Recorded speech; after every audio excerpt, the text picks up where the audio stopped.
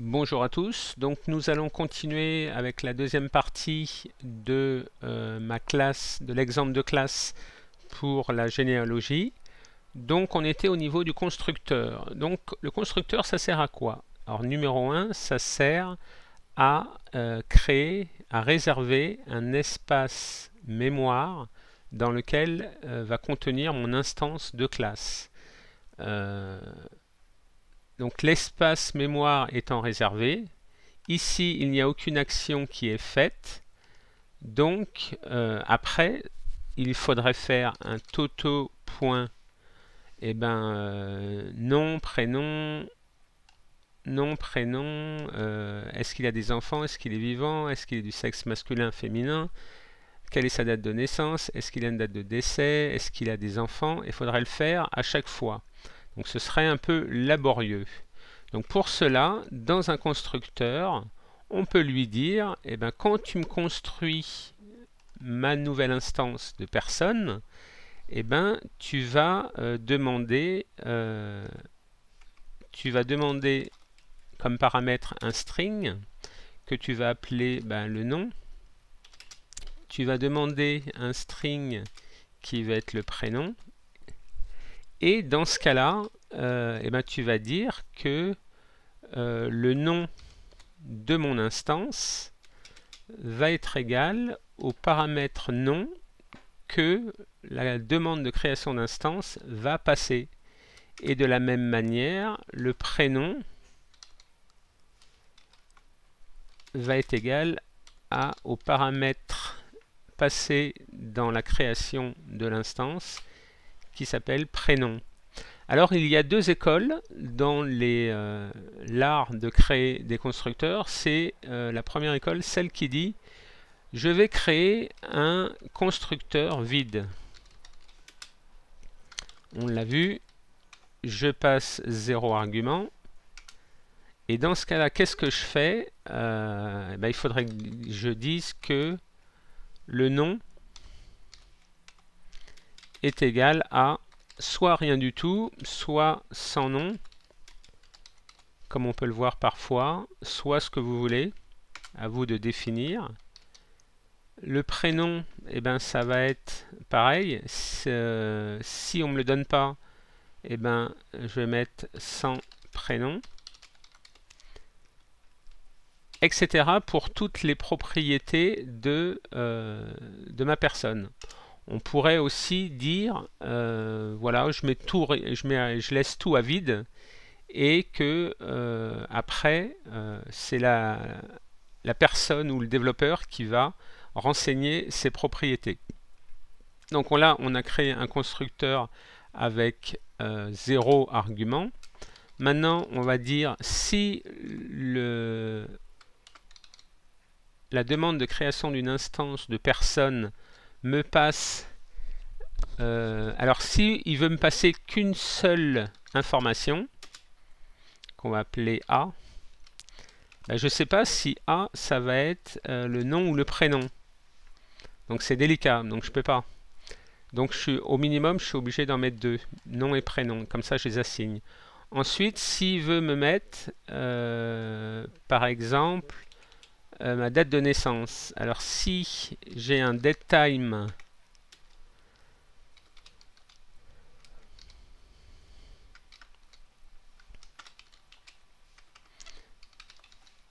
qui m'est passé, alors là je fais un date de naissance. Alors là vous voyez que c'est la variable passée et pas la propriété, parce que la propriété commence par une majuscule. Si vous avez un doute, vous pouvez toujours faire 10, et là vous êtes sûr que vous êtes dans les propriétés de ma classe, et je passe date de naissance en paramètre. Voilà. Et le 10, vous voyez que ReSharper me dit que c'est redondant, parce que vu qu'il y a une majuscule et une minuscule, on ne peut pas prendre l'un pour l'autre. Donc je peux le supprimer. Et vous voyez bien que là, il va me falloir créer une méthode, c'est-à-dire un constructeur, pour chaque propriétés, et ensuite pour un ensemble de propriétés, si la personne me donne le nom, le prénom et la date de naissance, il faudrait que j'en écrive un troisième, etc. Donc vous voyez que pour une dizaine de propriétés, on va avoir une surcharge de constructeurs qui va être énorme. Donc moi je préfère, je suis de la deuxième école, c'est-à-dire je préfère donner tous les paramètres dans un seul constructeur et dire, ben voilà, si l'utilisateur ne renseigne pas cette information, qu'est-ce que je mets à la place? Et comme ça, vous êtes sûr que 0 ou n'importe quel renseignement donné créera mon instance de classe. Donc on va les prendre un par un. Donc c'est nom, prénom, ensuite date de naissance. Donc c'est un datetime.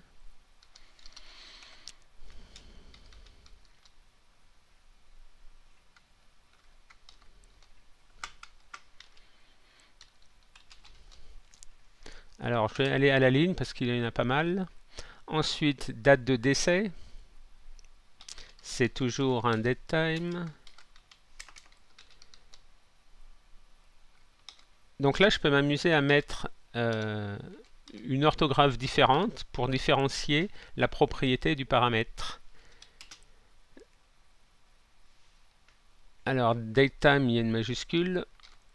Voilà. Et time aussi. Voilà. Et là, j'ai oublié une virgule.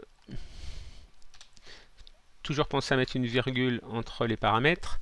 Donc après ma date d'essai, j'ai un booléen est vivant. Après, j'ai sexe comme type, j'ai le genre. Ensuite, j'ai père qui est une personne. Virgule. Ensuite, j'ai la mère qui est une personne.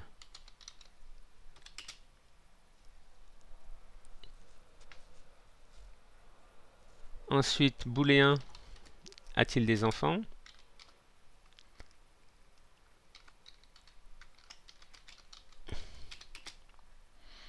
Et j'ai liste d'enfants.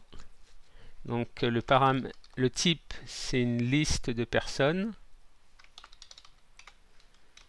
Et ça s'appelle liste enfants. Voilà. Donc là, mon constructeur, il fonctionnerait. Maintenant, comme je l'avais montré dans une vidéo précédente, quand vous mettez plusieurs paramètres dans une méthode, vous pouvez dire, eh ben voilà, si mon développeur ou le programme ne renseigne pas la liste de personnes, eh ben qu'est-ce que je fais à la place? Je fais une nouvelle liste de personnes. Alors vous ne pouvez pas le faire là, parce que ce sera nul.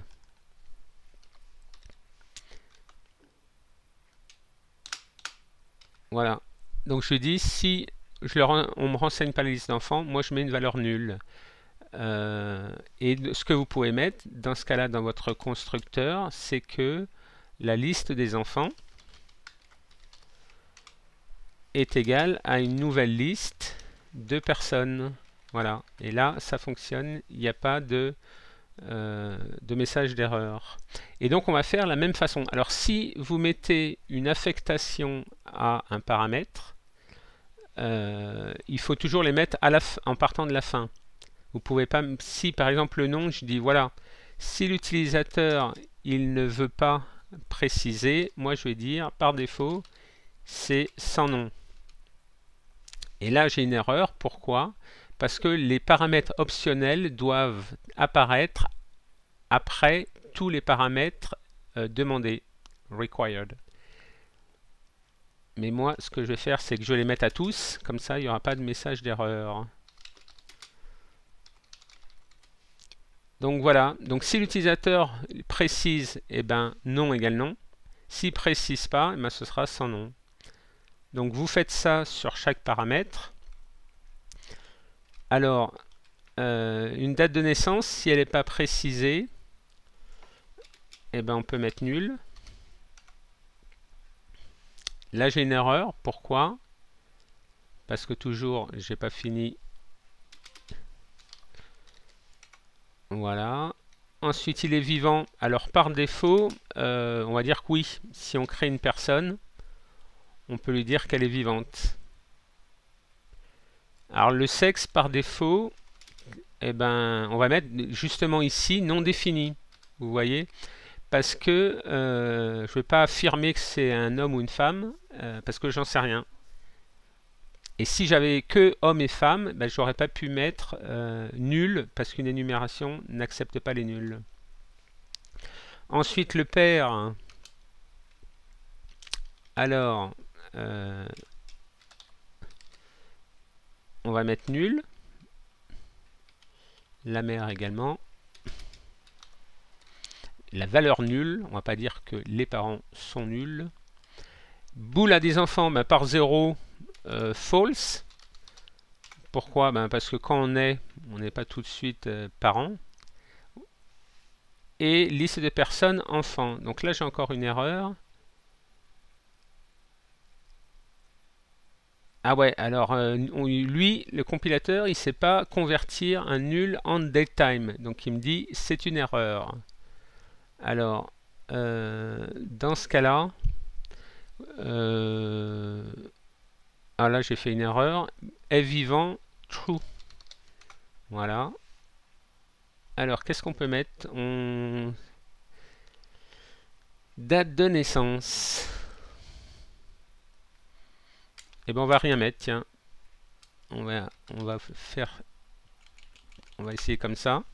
Alors là, j'ai deux paramètres qui sont sans valeur par défaut, donc il faut que je les mette en premier lieu. Alors je vais faire un petit peu, voilà, ça va être un peu plus propre. Je vais les faire en colonne, ça va être beaucoup plus simple.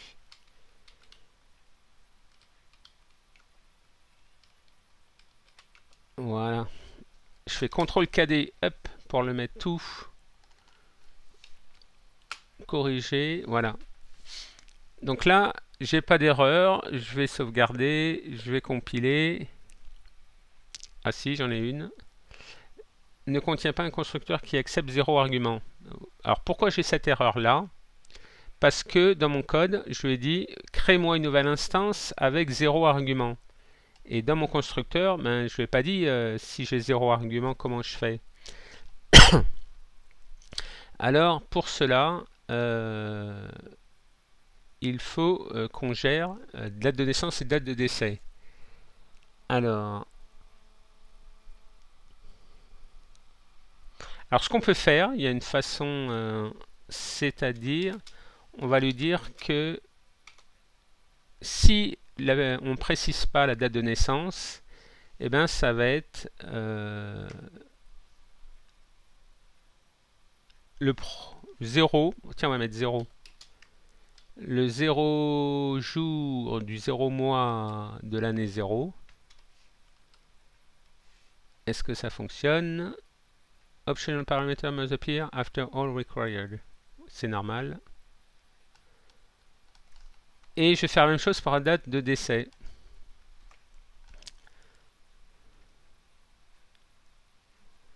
Une constante.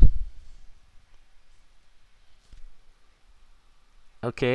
Bon, je vais résoudre ce problème. Je vais arrêter mon enregistrement. Je vais résoudre ce problème et je vous retrouve à la prochaine vidéo. Si vous aimez, vous pouvez vous abonner. Si vous avez des questions, n'hésitez pas à les poster. Merci et à bientôt.